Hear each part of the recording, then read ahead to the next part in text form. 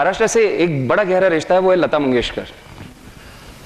कि मैं उनकी आवाज का बहुत ही बड़ा दीवाना हूं, इसलिए क्योंकि मेरे हिसाब से उनसे बड़ा प्रोफेशनल कोई आज तक हुआ ही नहीं।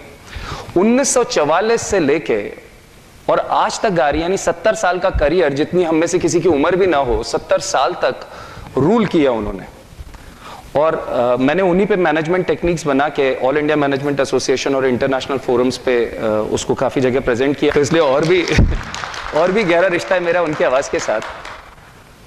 ये जो सेशन है ये बड़ा मुश्किल है मेरे लिए, इसलिए बता रहा हूं, वैसे मुश्किल नहीं था, पर क्योंकि मूलचंदानी जी यहाँ कल सेशन ले चुके हैं आपका।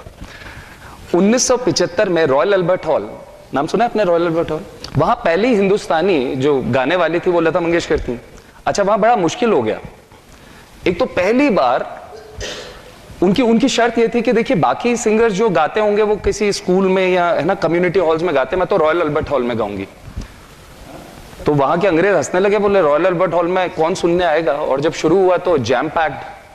अच्छा, वहां उनके साथ मुकेश चंद्र माथुर भी थे। लता जी ने गाना गाया, उसके बाद लता जी ने कहा कि अब मुकेश जी गाएंगे।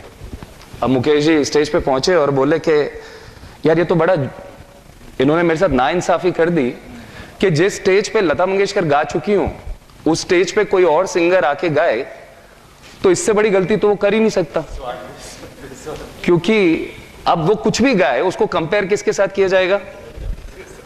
और लता जी के साथ कंपेयर होने का मतलब आपने इससे बड़ा गुनाह किया ही नहीं। आप उस स्टेज पे आगे जिस पे लता जी गा गई।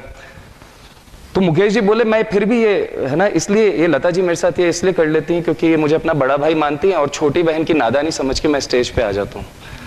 तो मूलचंदानी जी भी मेरे साथ कुछ ऐसा ही कर रहे हैं, जिस स्टेज पे वो आ गए अब मुझे बुला लिया है, तो ये भी एक गलती है, पर अब ये मेरे बड़े हैं, इन्होंने कह दिया मैं आ गया हूँ, ठीक है। तो बाकी आप लोग संभाल लीजिएगा। करें शुरू।